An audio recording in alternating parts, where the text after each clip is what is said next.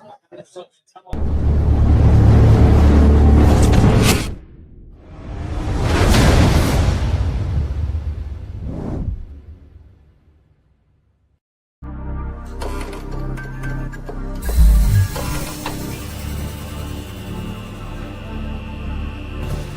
is Chicago. Doors open on the left at Chicago. Welcome to Chicago. Welcome to Chicago. Welcome to Chicago. This is Chicago. Doors open on the left at Chicago. Welcome to Chicago. Welcome to Chicago. This is the Chicago Bears halftime show against the Raiders. It's collaboration TCSF and TTNL. In the house, we got Steve Edwards and Ivan from the Tape Never Lies. And boys, this has been a disappointing first half of the Chicago Bears. Offensive line issues. With the defense has been flying around on the secondary. But there's a lot to fix. Steve, what do you see? Oh, my bad. There you go. Here we go.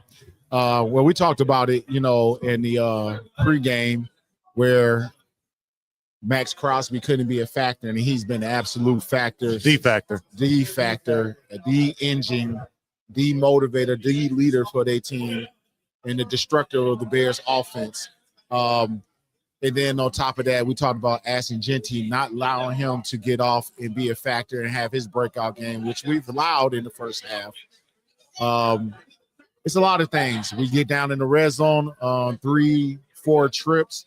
We're not coming away with no points. We're coming away with 3 points. O-line breakdowns.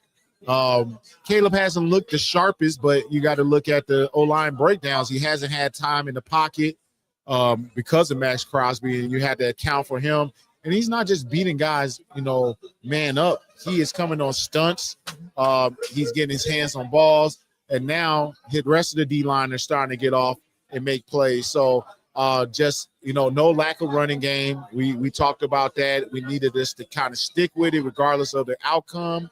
But Swift is going down on first contact. It's not much even there. And Ben Johnson's play calling has been a little strange here, I would say. So right now, just all the things we talked about that need to happen and we shouldn't allow happen has happened. And this is why we're in this predicament. We are offense sputtering in the red zone and sputtering period. And defense is playing well, but only can hold on so long before something bad happens, and that's kind of where it is. But the defense is keeping us in the game.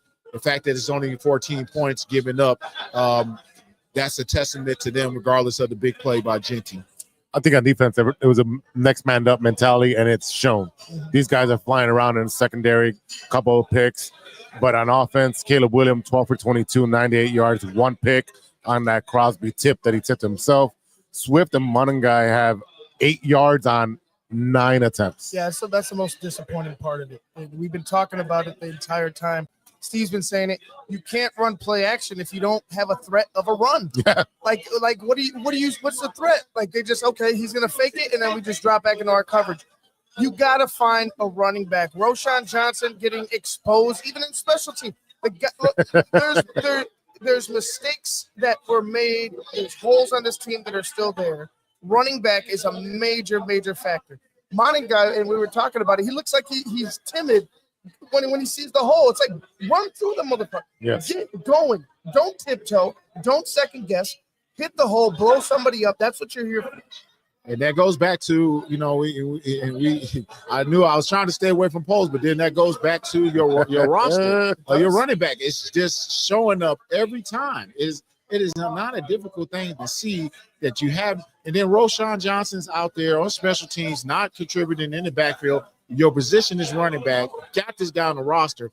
Then on special teams, he's over there getting ragdolled and thrown around. So what is going on where he's not contributing to that backfield so we can find solutions? If he's not the solution to help us in the backfield, we need to be getting somebody else up to help get us some yards, somebody who could just get it. We're looking for any. Like, it should be who's the running back that just got signed that the Bears had tried out earlier in training camp?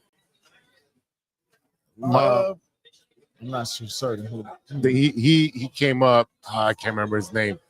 He came up. They tried him out and then never signed him. And he went either to Cincinnati or Cleveland or one of those teams, and he's been running ragged over there. And I'm like, it was somebody who he'd just come off a knee injury. I can't remember his name. You talking about Chubb? Nick Chubb. Nick Chubb. Nick Chubb. Oh yeah, they're looking into it. Yeah, but I mean, Nick Chubb is still Serviceable.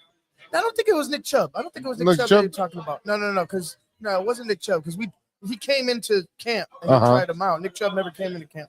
I remember there being a running back. Yeah. But again, it goes back to what Steve has been saying, that in the drum that we were going to continue to beat.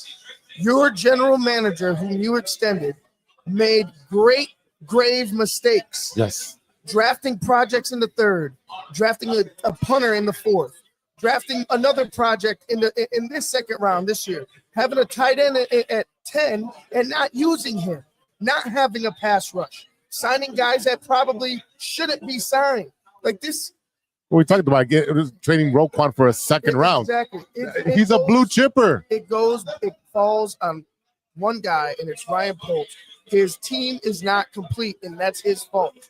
Yeah, you see it all over the field. Even we talk about defense and what they've been able to accomplish in their first half, keeping us in the game. But there's still a lack of pass rush. We're not even sniffing the quarterback. No. Not at all. So the secondary's out there making plays. Breyer, I don't know what they're doing to confuse Geno Smith, but they have been able to get 2 picks. So imagine if we were able just to even get around the quarterback with him throwing mistakes, what we would be able to do. But no, we can't get to the quarterback at all. Not even a guy reaching over the top. Every time they rush the quarterback, it seems like a strain, meaning they're straining through the offensive lineman. They're stuck on blocks. They're stuck on these offensive linemen, and they seem like they can't get off. There's nobody even buzzing the outside. We don't ever see out of our ends somebody coming to the outside, creating some outside pressure where it makes the quarterback even step up. They just sit, it's just really hard to see.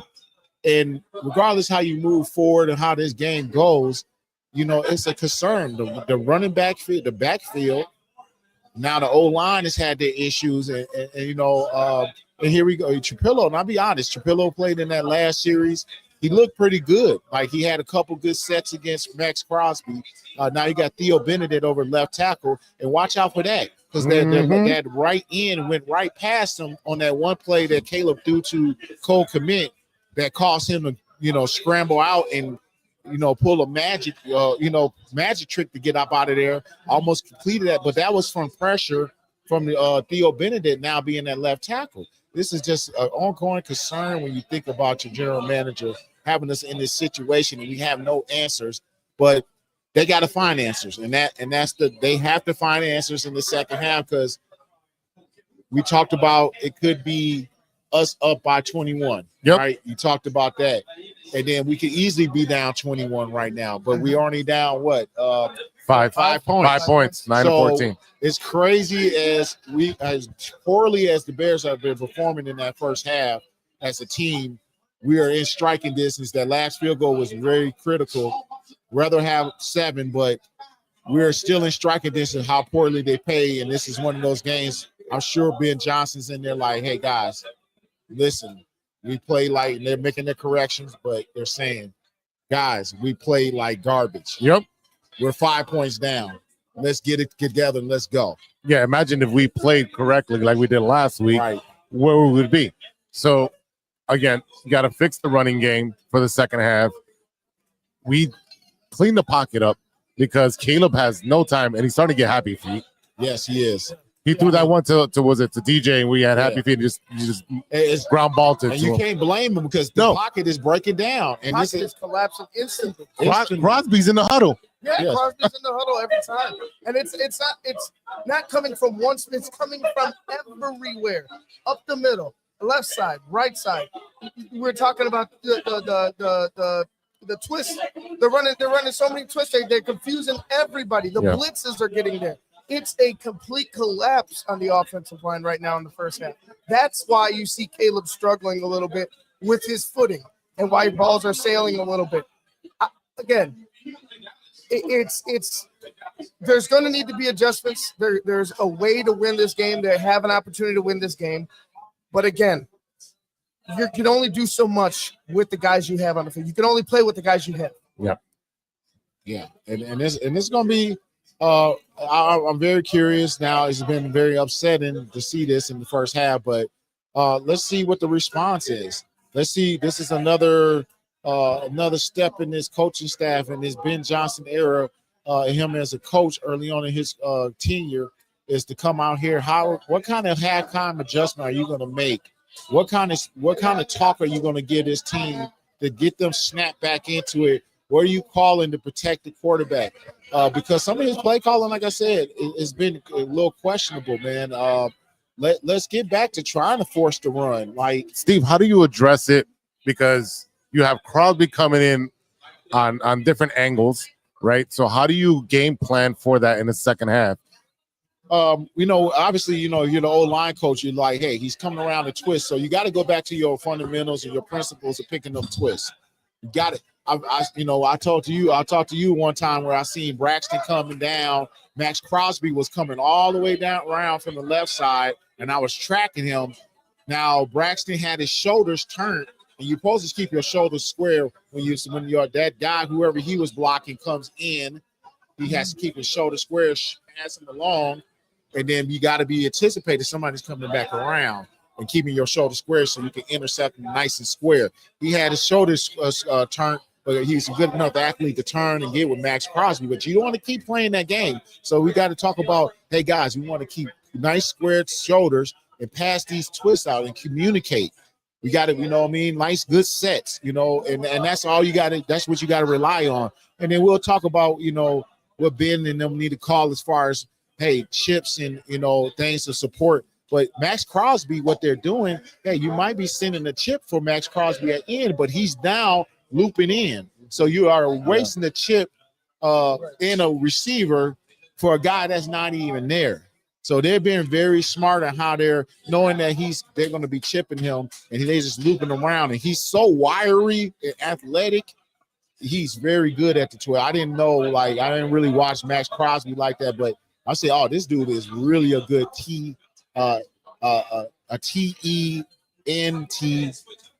twist guy.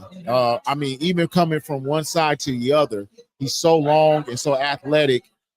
He's making a huge difference. So you got to have to tighten up what you want to call, and it's going to be tough. It's not going to get easier. We just got to get the ball out of our hands, make good throws. But hey, let's try to get some kind of semblance of run game. Second half's about to start. Second half's about to start. So we'll be back with the post-game show. So stay with us and bear down.